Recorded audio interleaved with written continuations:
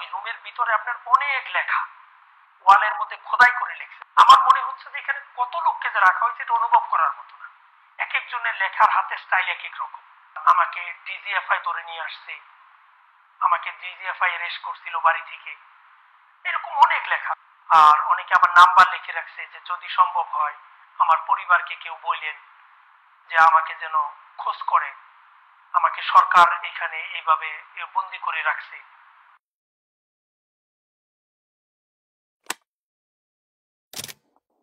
উত্তরে 14 তলা বিল্ডিং, দক্ষিণে ম্যাচ বি, তার মাঝখানে হলো একটা মাঠ, মাঠের মাঝখানে। এর ঠিক পূর্ব পাশে হলো লগরিয়া হেডকোয়ার্টার, স্টেশন হেডকোয়ার্টার এবং এনসির অফিস।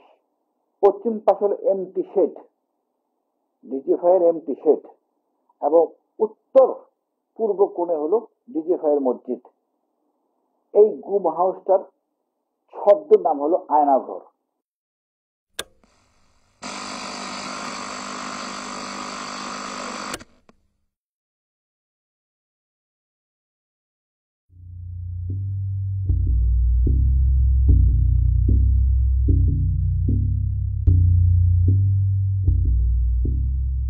ঢাকায় ডিজিএফআই সদর দপ্তরের ঠিক পেছনে অদ্ভুত এক স্থাপনা। র্যাপিড অ্যাকশন ব্যাটালিয়নের ওপর মার্কিন নিষেধাজ্ঞা আরোপের কয়েকদিন আগেই এই স্থাপনাটি ত্রিপলের ছাউনি দিয়ে ঢেকে ফেলা হয়। বাংলাদেশে বলপূর্বক অন্তর্ধান বা গুমের শিকার ব্যক্তিদের কোথায় আটক রাখা হয়? এই প্রশ্নের উত্তর খুঁজতে গিয়েই আমরা আয়নাঘর নামক এই গোপন কারাগারটির সন্ধান পাই। নেত্র নিউজের এই অনুসন্ধানটা শুরু হয় যখন মালয়েশিয়া প্রবাসী এক তরুণ আমাদের সাথে যোগাযোগ করেন। 2016 সালের মে মাসে গাজীপুরের কাপাসিয়া থেকে তাকে গুম করা হয়। এই খবরটা তখন স্থানীয় একটা পত্রিকাতেও প্রকাশিত হয় এবং তার ভাই থানায় একটা জিডিও করেন। বেশ কয়েক মাস পরে ভুয়া একটা মামলায় তাকে গ্রেফতার দেখিয়ে কারাগারে পাঠানো হয়। সেখান থেকে ছাড়া পেয়ে তিনি মালয়েশিয়ায় ফিরে যান। আমি শেখ মোহাম্মদ সেলিম, আমার গ্রামের বাড়ি গাজীপুর কাপাসিয়া 6 নং ওয়ার্ড। আমি মালয়েশিয়ান প্রবাসী। আমি 2008 সাল থেকে মালয়েশিয়াতে কর্মরত ছিলাম। 2015 সালের লাস্টে দিয়ে আমি দেশে যাই বিবাহ করার উদ্দেশ্যে। তো 2016 সালে 29শে মে আমি কাপাসিয়া ব্রাক ব্যাংকের পাশে বডি গ্যারেজে আমাদের গাড়ির বডির কাজ চলতেছিল। আমি এটা পর্যবেক্ষণ করতেছিলাম বিকাল আনুমানিক 4টা থেকে 5টার এরকম সময়। তো হঠাৎ করে 4-5 জন লোক, একটা গাড়ি আসলো, 4-5 জন লোক গাড়ি থেকে নামলো। তো ওনাদের হাতে একটা মনিটর ছিল। তো ওনারা আমার থেকে মেবি 10 ফিট ডিস্টেন্স ছিল দূরত্ব। তো অটোমেটিক আমার মোবাইলে একটা কল আসে। আমি মোবাইলটা বের করি, বের করার সাথে সাথে ওনারা আমার সামনে চলে আসে। সামনে আসার পরে আমাকে জিজ্ঞেস করে, আপনি কি শেখ মোহাম্মদ সেলিম? আমি বলি জি। তো 2 জন লোক আমার দুই পাশে আমাকে একরকম ধরার মতোই, বাট ধরে নাই। তো বললো একটু সামনে আসেন, কথা আছে। তো আমি যখন একটু সামনে যাই তো ওনারা 2 জন আমাকে ধরে গাড়িতে উঠায় জোরপূর্বক। গাড়িতে উঠানোর সাথে সাথে আমার চোখ বেঁধে ফেলে, আমার হাতটা বেঁধে ফেলে পিছনে। তারপরে আরেকটা মোটা কাপড় দিয়ে আমার চোখ বাঁধে, তারপরেও একটা টুপি পরায়। তো আমি গাড়িতে ওঠার সাথে সাথে একজন আমাকে বলে, যখন গাড়িটা চলতেছিল আমাকে বলে, আপকো হিন্দি আতা है, হিন্দি মে বাত করো। তো আমি তো একটু নার্ভাস ফিল করছি। তারপরে আমি বলছি যে আমার হিন্দি থোড়া থোড়া আতা है। তারপরে ওনারা বাংলায় আমাকে কথা বললো, জিজ্ঞেস করলো। তো বিভিন্ন কথা বললো, জিজ্ঞাসাবাদ করলো। তো গাড়ি খুব স্পিডে চলছিল, আমার নিঃশ্বাস বন্ধ হয়ে যাচ্ছিল। আমি ওনাদেরকে বললাম যে আমার নিঃশ্বাস বন্ধ হয়ে যাচ্ছে। তখন ওনারা টুপিটা একটু উপরে উঠায় দেয়। তো রাস্তার পথিমধ্যে আপনার আমাদের রাজেন্দ্রপুর বাজারে একমাত্র রেল ক্রসিং আছে, যেটা খুবই গাড়ি চললে খুবই আপনার মানে শব্দ হয় আর অনুভব করা যায়। যেহেতু আমি দীর্ঘদিন এই লাইনে আমাদের গাড়ির ব্যবসা ছিল। তো ওইখানে আসার পরে আমি অনুভব করতে পারি যে আমি রাজেন্দ্রপুর বাজারে রেল ক্রসিংয়ে আসি, একটু সামনেই আমাদের সেনাবাহিনী ক্যান্টনমেন্ট, ওইখানে উঁচু উঁচু আইল্যান্ড আছে। তো ওই আইল্যান্ডে যাওয়ার পরে আমি পুরোপুরি কনফার্ম যে আমি আপনার ক্যান্টনমেন্টের ভিতরে আছি। তো ক্যান্টনমেন্টের মেবি লাস্ট চেকপোস্টে ওই গাড়িটা সিগন্যাল দেওয়া হয়। পিছনে গাড়ি ছিল নাকি ওইটা আমি দেখি নাই, পরে শুনতে পারছিলাম। আমি যখন বের হয়েছি তখন অনেকে বলছিল 2টা গাড়ি ছিল, বাট আমি একটা গাড়ি দেখছিলাম। তো যখন ক্যান্টনমেন্টে গাড়িটা ব্রেক করা হয়, তো সম্ভবত সেনা অফিসার কথা বলতে চাচ্ছিল, বাট ওনারা কথা বলতে রাজি না। পিছনের গাড়ির সাথে হয়তো বা ওনারা কথা বলার পরে আবার গাড়ি রানিং হলো, চলতে থাকলো। তো ওইখান থেকে মেবি 5 মিনিট ডিস্টেন্স, এতটুক জায়গা যাওয়ার পরে আমাকে গাড়ি থেকে নামানো হয়। গাড়ি থেকে নামানোর পরে আরেকটা গাড়িতে উঠানো হয়।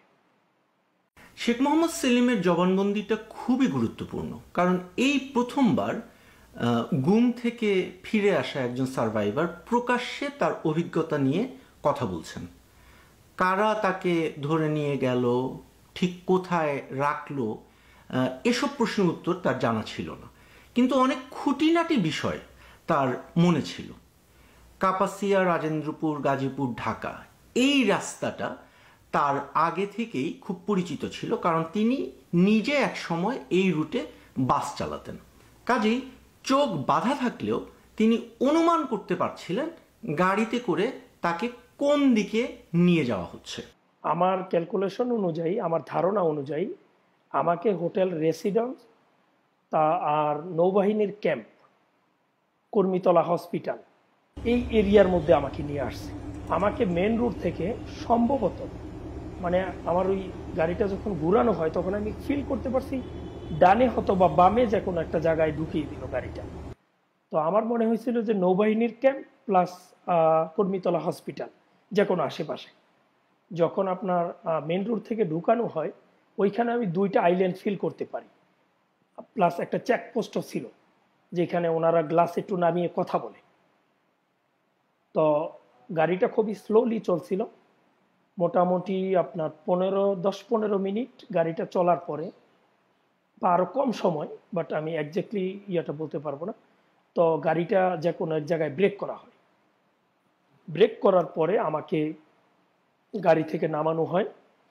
নামানোর পরে আপনার কেচি গেট বলে আমাদের, যেটা আমাদের বাংলাদেশে কলিপসেবল গেট যেটাকে বলে আর কি, আপনার ওই গেটটা খোলা হয়। তো আমি শব্দ ফিল করতে পারি, যেহেতু আমি দীর্ঘদিন ওয়েল্ডিংয়ের সাইটে জব করেছি মালয়েশিয়াতে।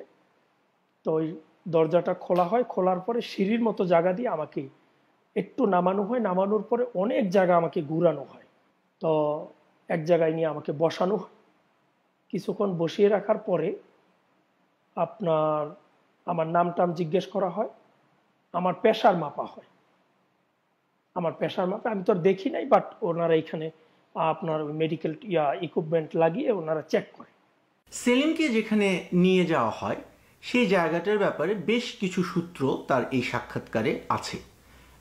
রাফ একটা লোকেশন, কলাপসিবল গেট, প্রেশার মাপার বিষয়টা, তাকে সেখানে এনার্জি প্লাস বিস্কুট খেতে দেওয়া হয়েছে, মাম পানির বোতল দেওয়া হয়েছে, যে সেলগুলোতে তাকে রাখা হয়েছে সেগুলোর বর্ণনা, ওইখানে বিকট শব্দে এক্সস্ট ফ্যান চলতো, সাউন্ড বাজানো হতো ইত্যাদি।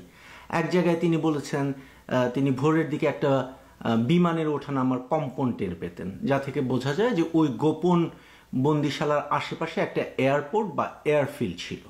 সবচেয়ে বড় সূত্রটা হলো তাকে যে সেলে রাখা হয়েছিল সেখানেই অন্য বন্দিরা ওয়ালের মধ্যে খোদাই করে ডিজিএফআই এর কথা লিখে রেখেছিলেন। আর ওই রুমের ভিতরে আপনার অনেক লেখা ওয়ালের মধ্যে খোদাই করে লিখছে। আমার মনে হচ্ছে যে এখানে কত লোককে যে রাখা হয়েছে এটা অনুভব করার মতো না। এক একজনের লেখার হাতের স্টাইল এক এক রকম। আমাকে ডিজিএফআই ধরে নিয়ে আসছে, আমাকে ডিজিএফআই অ্যারেস্ট করছিল বাড়ি থেকে, এরকম অনেক লেখা। আর অনেকে আবার নাম্বার লিখে রাখছে যে যদি সম্ভব হয় আমার পরিবারকে কেউ বললেন যে আমাকে যেন খোঁজ করে, আমাকে সরকার এখানে এইভাবে বন্দি করে রাখছে। সেলিমের ইন্টারভিউ থেকে নেওয়া সূত্রগুলো ধরে আমরা র্যাব, পুলিশ এবং ডিজিএফআই এর বেশ কয়েকজন অফিসারের সাথে কথা বলি। তাদের মধ্যে কয়েকজন আমাদের বর্ণনা শুনে এই স্থাপনাটা চিনতে পারেন এবং তারা আমাদেরকে বলেন এই গোপন কারাগারটির নাম হলো আয়নাঘর। এই কারাগারটিতে প্রায় 30টির মতো সেল আছে এবং বেশ কয়েকটি সাউন্ড প্রুফ ইন্টারোগেশন রুম আছে যেখানে বন্দীদের নির্যাতন করা হয়। এখানে আটক ছিলেন বা এখনো আটক আছেন এমন কয়েকজন বন্দীদের বিষয়ে আমরা জানতে পেরেছি। এদের মধ্যে একজন হলেন লেফটেন্যান্ট কর্নেল হাসিনুর রহমান। আমার নাম লেফটেন্যান্ট কর্নেল মোহাম্মদ হাসিনুর রহমান, বীর প্রতীক। সেনাবাহিনীতে 28 বছর চাকরি করেছিলাম, তারপর বরখাস্ত। সাবেক সেনা কর্মকর্তা হাসিনুর রহমান এখন পর্যন্ত 2 বার গুম হয়েছেন। প্রথমবার গুম থেকে ফিরে আসার পর 2018 সালের অগস্ট মাসে তিনি দ্বিতীয়বার গুম হন। মিরপুর ডিওএইচএস থেকে তাকে অপহরণ করা হয়। 1 বছর 6 মাস 14 দিন আয়নাঘরে বন্দী ছিলেন হাসিনুর। আমি যেহেতু আগে চাকরি করছি ঢাকা শহরে, মিলিটারি পুলিশের অফিস অফিসার ছিলাম আর্মি এমপি ইউনিটের, তা আমি এলাকাটা চিনে ফেলি, স্থানটাও চিনে ফেলি। যে নতুন যে কমপ্লেক্স গুম হাউজের, সেটা হলো 5টা করে রুম, প্রতি 5টা রুমের সাথে একটা করে বাথরুম। যেই পাশে আমি ছিলাম, অর্থাৎ পশ্চিম পাশের 5টা রুমের সাথে যেই বাথরুম, সে বাথরুমে 2টা প্যান আছে, একটা লো প্যান, একটা হাই প্যান, হাই কমোড। আমি হাই কমোডের উপরে উঠে একজস্ট ফ্যান দিয়ে বাইরে তাকাই, আমি দেখতে পাই পুরান বিল্ডিং এবং আমি চিনতে পারি মোটামুটি এর এলাকাটা কোনটা। এটা হলো সম্পূর্ণ কমপ্লেক্সটা হলো উত্তরে 14তলা বিল্ডিং, দক্ষিণে মেজ বি, তার মাঝখানে হলো একটা মাঠ, মাঠের মাঝখানে। এর ঠিক পূর্ব পাশে হলো লগরিয়া হেডকোয়ার্টার, স্টেশন হেডকোয়ার্টার, এনসির অফিস। পশ্চিম পাশে হলো এমটি শেড, ডিজিএফআই-এর এমটি শেড, এবং উত্তর পূর্ব কোণে হলো ডিজিএফআই-এর মসজিদ। এই গুম হাউসটার ছদ্ম নাম হলো আয়নাঘর। আয়নাঘরের বর্ণনা দিতে গিয়ে হাসিনুর রহমান বলছেন, এখানে 2টি সেকশন আছে, 10টি রুমের নতুন সেকশন এবং 16টি রুমের পুরনো সেকশন। সামরিক ও বেসামরিক ব্যক্তিরা এখানে প্রহরীর কাজ করেন। আমরা যখন হাসিনুর রহমানের সাক্ষাৎকার নেই, তখন সবচেয়ে স্ট্রাইকিং বিষয়টা ছিল যে তার দেওয়া বর্ণনা এবং শেখ মোহাম্মদ সেলিমের দেওয়া বর্ণনা অনেকটাই মিলে যায়। তো রাতে আমাকে এনার্জি প্লাস বিস্কুট দেওয়া হয়। এনার্জি প্লাস বিস্কিট দেওয়া হয়তো মাঝে মাঝে। একজ্যাক্টলি আমি আপনাকে 2 দিন 3 দিন এটা বলতে পারবো না, যেহেতু সূর্যের আলো বাতাস কোনোটাই আমি ফিল করতে পারি নাই। কখন সময় যাচ্ছে, কি হচ্ছে, মানে ওইটা আসলে আপনার অনুমান করা যায় না। তারপরও খাবারের যে সময়টা, এটা অনেক সময় দেখা যাইতো যে খুব ক্ষুধা লাগছে, খাবার দিচ্ছে না, আবার দেখা যাচ্ছে কিছুক্ষণ আগে খাইলাম আবার খাবার দিল, মানে এমন একটাই অবস্থা। খাবারের কন্ডিশন খুব ভালো ছিল। আপনার খাবার খুব ভালো খাবার দেওয়া হইতো। 1 বোতল করে মাম ওয়াটার দেওয়া হইতো। নর্মাল আমাদের যে মামের বোতলগুলি আছে, যেগুলি, এই বোতলগুলি দিত। একটা বিমান ল্যান্ড করতো, মানে বিমানের মতো একটা শব্দ হইতো, আমার মনে হচ্ছিল যে বিমানটা ল্যান্ড করে। তার সাথে কিন্তু রানওয়ে, যে তেজগাঁও রানওয়ে বলে, ওইখানকার নর্মাল রুটিন প্লেন, এয়ারফোর্সের বা আর্মি এভিয়েশনের সেসনাগুলি উদ্যান বা নামার জন্য এই শব্দগুলি শোনা যেত। আর ফ্যান বন্ধ করলে, আপনাকে আরেকটা জিনিস বলি, অনেক লোকের কান্নার শব্দ আসে, কিন্তু ওইটা ফ্যান ছাড়া থাকা অবস্থায় বোঝা যায় না। ফ্যানটা বন্ধ করলে কান্নার শব্দ শুনতে পাই। আর যখন টয়লেটে নিয়ে যায় তখনও ওনাদের কান্নার শব্দ শোনা যায় না। কারণ হলো ওই সময় আপনার ফ্যান বাইরে, আপনার রুম থেকে যখন আমাদেরকে বের করতো চোখ বেঁধে, ওইখানে শব্দটা আরো বিকট হইতো। কোনো কিছু শোনা না যায়, ভিতরে কোনো শব্দটা বাইরে না যায়, এটা বড় একজস্ট ফ্যান ইউজ করে, খুব বড় বড়। যেমন ওই প্রতি 5টা রুমের সাথেই 2টা একজস্ট ফ্যান, অর্থাৎ ওই 10টা রুমের সাথে 4টা একজস্ট ফ্যান, যাতে কোনো শব্দ ভিতর থেকে বাইরে না যায়, বাইরের শব্দ ভিতর থেকে ভিতরে না আসে। ওই রুমটা আপনার খুব ভিতরের জায়গাটা সম্ভবত 10 ফিট স্কোয়ার হবে, খুব উঁচা।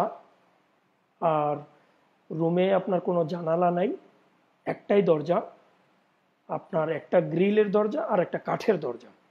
একটা এক্সজস্ট ফ্যান আছে উপরে, আর উপরে একটা মাত্র লাইট ছিল একেবারে উপরে ছাদের মধ্যে। 16 রুমের কমপ্লেক্সটা খুব পুরানো আমলের, অনেক পুরো। আমি 90 সালে ছিলাম আর্মি এমপিতে অফিস অফিসার হিসেবে, তখন আমি এটা এরকমই দেখি। এটা উচ্চতা 18 ফিট, দেওয়ালগুলি মসৃণ, প্রত্যেকটা রুমের সাথে একটা করে লাইট আছে এবং একজস্ট ফ্যান আছে একটা করে। এর পার্থক্য হলো নতুন রুমের সাথে এটার বড় বড় মোটা মোটা শিক, যেটা নতুন রুম করা হয়েছে তার শিকটি একটু তুলনামূলকভাবে চিকন, লোহার দরজা, তারপরে হলো আপনার বড় কাঠের দরজা, কাঠের দরজা মাঝখান দিয়ে আছে আপনার ছিদ্র, যা দিয়ে দেখা যায় ভিতরে কে কি করে বা কি করতেছে ইত্যাদি। বাংলাদেশের সামরিক বাহিনীর সাথে সম্পৃক্ত একজন কর্মকর্তার মাধ্যমে আয়নাঘরের কিছু ছবি আমরা সংগ্রহ করেছি।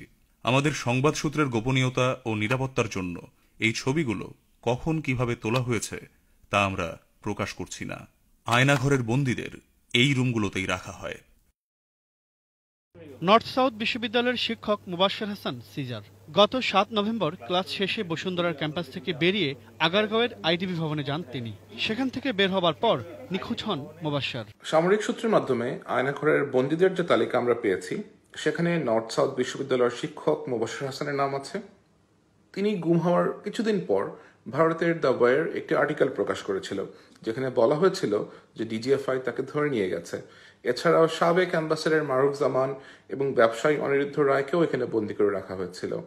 আয়নাঘরের বর্তমান বন্দীদের মধ্যে আছেন জামায়াত নেতা মীর কাসেম আলীর ছেলে মীর আহমেদ বিন কাসেম এবং গোলাম আজমের ছেলে আবদুল্লাহিল আমান আজমি। এই দুজনকে নিজের চোখে আয়নাঘরে দেখেছেন এমন কর্মকর্তাদের সাথে আমাদের কথা হয়েছে। Soon after the Holy militant incident, 3 men were picked up in a short period of time in August 2016. The first one was the son of Salahuddin Qaeda Chowdhury. Then there was the son of Amir Qasim Ali.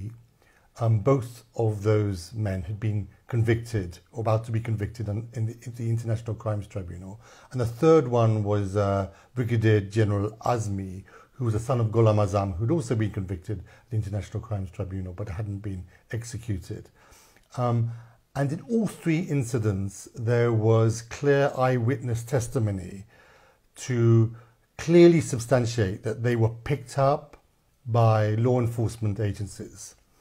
And immediately after each of them were picked up, the state agencies refused to acknowledge that they had done that.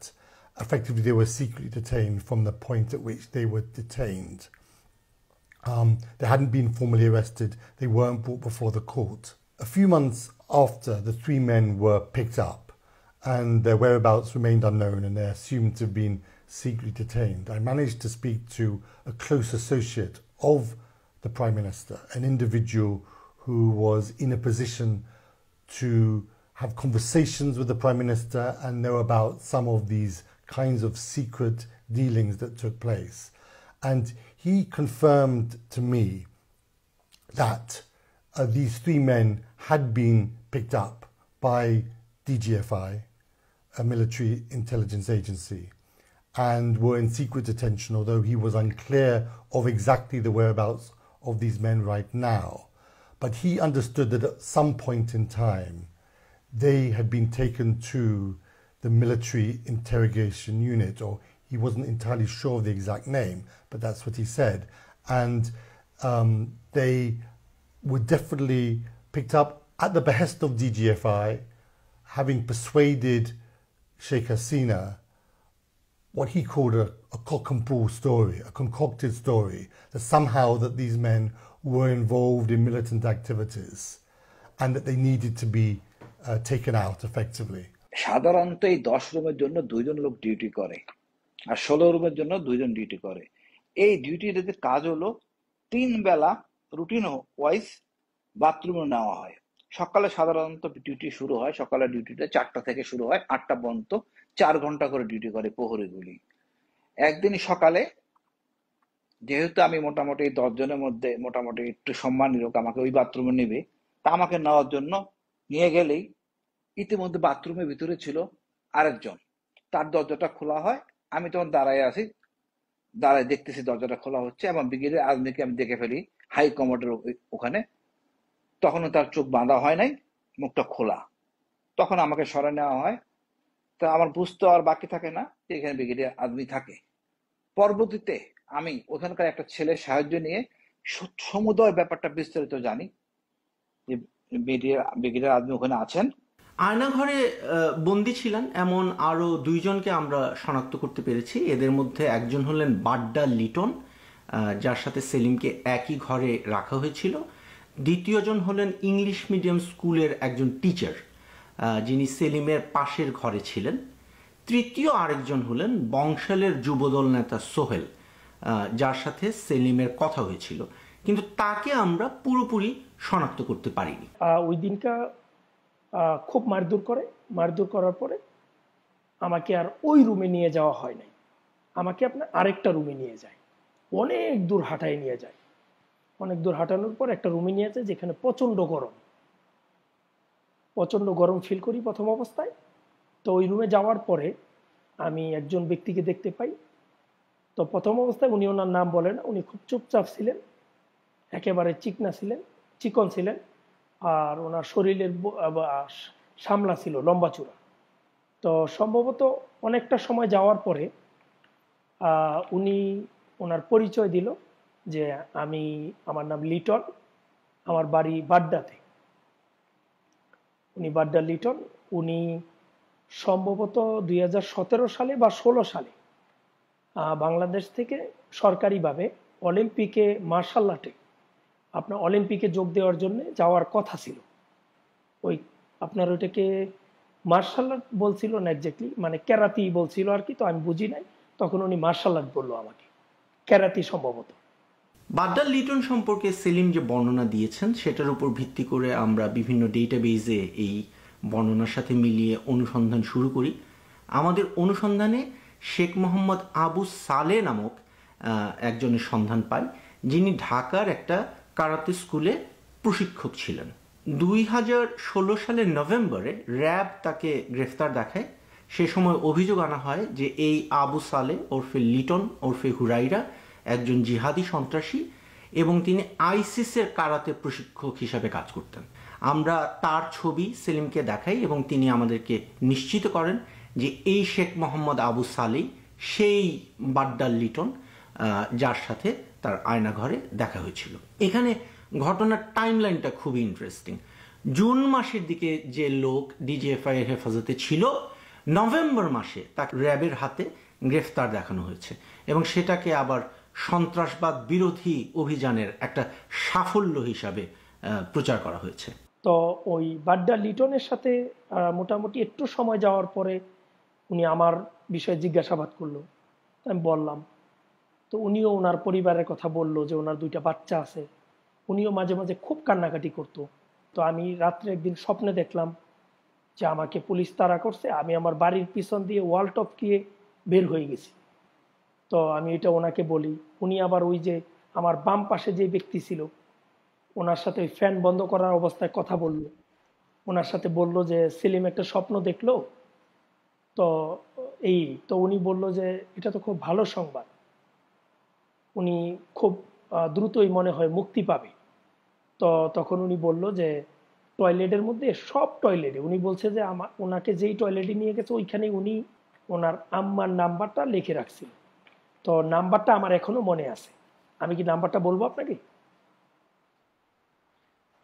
017-140। ওই লিটন আর ওই ব্যক্তি কথা বলতো, আপনার নির্দিষ্ট একটা সময় আপনার ফ্যানটা একেবারেই বন্ধ করে দেওয়া হয়, একেবারেই নিঝুম হয়ে যায়, মনে হচ্ছিল যে আপনি পৃথিবী থেকে আলাদা কোনো জায়গায় আছেন, কোনো শব্দ নেই, একেবারেই নিঝুম হয়ে যায়। এটা নির্দিষ্ট মেবি আপনার 30 মিনিট 40 মিনিটের জন্য এই সময় কথা বলতো। তারা ওয়ালের মধ্যে আঘাত করতো, আঘাত করার পরে ওই পাশ থেকে কথা বলতো। ওনারা দরজার সামনে দাঁড়িয়ে, লিটন দরজার এখানে দাঁড়িয়ে ওনার সাথে কথা বলতো। মানে আমি যখন ওই স্বপ্নের ব্যাখ্যা বললাম তো উনি বলছে যে হয়তো উনি খুব দ্রুত ছাড়া পাবে। তো আমার নাম্বারটা টয়লেটে লেখা আছে, সব টয়লেটে। উনি বলছে যে সব টয়লেটে ওনার নাম্বার উনি লিখে রাখছে। তো আমি অনেক টয়লেটে ওনার নাম্বার দেখছি। তো উনি তখন বলল যে ওনার মা যেন সরকারের উচ্চ পর্যায়ের কর্মকর্তাদের সাথে যোগাযোগ করে, ওনাকে কাফরুলের আশেপাশে কোথাও রাখা হয়েছে।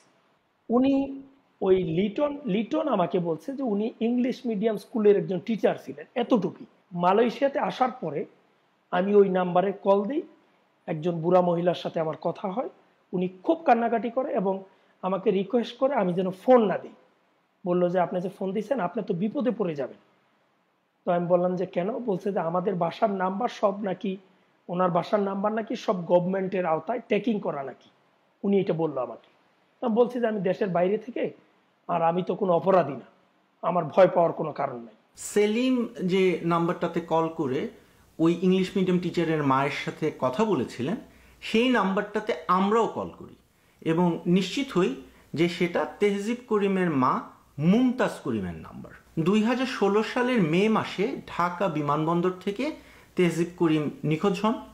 3 বছর পর 2019 সালের মে মাসে তাকে গ্রেফতার দেখিয়ে আদালতে হাজির করা হয় এবং অভিযোগ আনা হয় যে তিনি জিহাদি সন্ত্রাসবাদের সাথে জড়িত ছিলেন। আমরা ধরে নিচ্ছি যে এই এতগুলো দিন তিনি রাষ্ট্রীয় হেফাজতে গুম ছিলেন। এখানে একটা প্যাটার্ন লক্ষণীয়, একজন মানুষকে তুলে নিয়ে গিয়ে গুম করে রাখা হচ্ছে এবং কয়েক মাস বা কয়েক বছর পরে তাকে আদালতে হাজির করে বলা হচ্ছে যে তিনি জিহাদি সন্ত্রাসবাদে জড়িত। শেখ মোহাম্মদ সেলিমের ক্ষেত্রেও এটা ঘটেছে। 2016 সালের আগস্ট মাসে তাকে আদালতে হাজির করা হয় এবং বলা হয় যে তিনি একটা নিষিদ্ধ ঘোষিত সংগঠনের সদস্য, যেটা স্পষ্টতই একটা বানোয়াট অভিযোগ। কিন্তু তাকে কেন প্রথমত গুম করা হলো সেই রহস্যটাও আমরা সমাধান করতে পেরেছি। তো সম্ভবত একেবারে সকালবেলা ফজরের সময় মনে হয় ওনারা আমাকে ওইখান থেকে চোখ বেঁধে জিজ্ঞাসাবাদের জন্য নিয়ে যাওয়া হয়। তো ওইখানে আমাকে একজন মহিলা জিজ্ঞাসাবাদ করে। তো উনি আমাকে জিজ্ঞাসাবাদ করলো আমার নাম, আমার টোটাল পরিচয়, আমি কি করি, সম্ভবত ISIL বা ISL পাকিস্তানের একটা গোয়েন্দা সংস্থার কথা আমাকে জিজ্ঞেস করলো। তো বললো যে পাকিস্তানের ISL ওইটার সদস্য নাকি আমি। আমি বলছি যে আমি এটার নাম শুনি নাই কোনোদিন। তো পরে ওনারা আমার বয়সটা নিয়ে, মানে আমার নাম জিজ্ঞেস করলো, আমি বললাম শেখ মোহাম্মদ সেলিম। তো আমার পিতার নাম, তো ওইটা অনেকবার আমাকে জিজ্ঞেস করলো। তো পরে ওনারা মানতে চাচ্ছিল না যে আমার জন্ম তারিখ 1/1/1990। তো ওনারা আমাকে ওই সময় মাস শুরু করে, আপনার মানে কোন দিক থেকে বাড়ি দেয় আমি অনুভব করতে পারিনি, বাট ডানে বামে, মানে আমি এদিকে কাইতে হলে ওইদিকে বাড়ি দেয়, পায়ে বাড়ি দেয়, ডান পাশে বাম পাশে, খুব জোরে জোরে মারে। তো আমিও খুব কান্নাকাটি করি, সব বিষয়ে জিজ্ঞাসাবাদ করে। তো আমার একটু চুপ করে রইল ওনারা। ওই মহিলা হঠাৎ করে জিজ্ঞেস করলো শেখ মোহাম্মদ সেলিম? আমি বললাম জি। বলল যে আপনি কখনো পঞ্চগড় গেছেন? আমি বললাম যে না। তারপরে জিজ্ঞেস করলো যে আমাকে সম্ভবত আপনার গোপালগঞ্জের যে কোনো একটা এরিয়ার নাম বলল, যে আপনি গোপালগঞ্জ সম্ভবত কি জানি কোতোয়ালিপাড়া হয়তো এরকমই একটা নাম হইতে পারে, যে ওইখানে আমি নাকি বোমা পুঁতে রাখছিলাম শেখ হাসিনাকে হত্যা করার জন্য। আমি বলছি যে না, আমি ওই এলাকাতে কখনো যাইনি। তো ওনারা কেমন জানি মানতেছিল না যে আমার বাড়িটা কাপাসিয়া 6 নং ওয়ার্ডে। আমরা যেটা ধারণা করছি, সেলিমের কেসটা একটা মিস্টেকেন আইডেন্টিটি বা ভুল পরিচয়ের কেস ছিল। জিজ্ঞাসাবাদের সময় তাকে বলা হয়েছে যে তিনি শেখ হাসিনার উপর হামলার সাথে জড়িত ছিলেন। শেখ মোহাম্মদ সেলিম তার আসল নাম নয়, তার বয়স আসলে অনেক বেশি ইত্যাদি। এই বক্তব্যগুলোর বিপরীতে অনুসন্ধান চালিয়ে আমরা আরেকজন মানুষের সন্ধান পাই, যার নাম মোহাম্মদ ইকবাল হোসেন। 2021 সালের ফেব্রুয়ারিতে এই ইকবাল হোসেন গ্রেফতার হন বা তাকে গ্রেফতার দেখানো হয়। সে সময় র্যাব এবং বিভিন্ন গোয়েন্দা সংস্থা বরাত দিয়ে পত্রপত্রিকার যে রিপোর্টিংয়ে বলা হয় ইকবাল হোসেন হরকাতুল জিহাদের সদস্য এবং তিনি 21শে আগস্টের গ্রেনেড হামলার সাথে জড়িত ছিলেন। ইকবাল একসময় মালয়েশিয়ায় ছিলেন এবং সেখানকার ভুয়া কাগজপত্রে তার নাম ছিল সেলিম।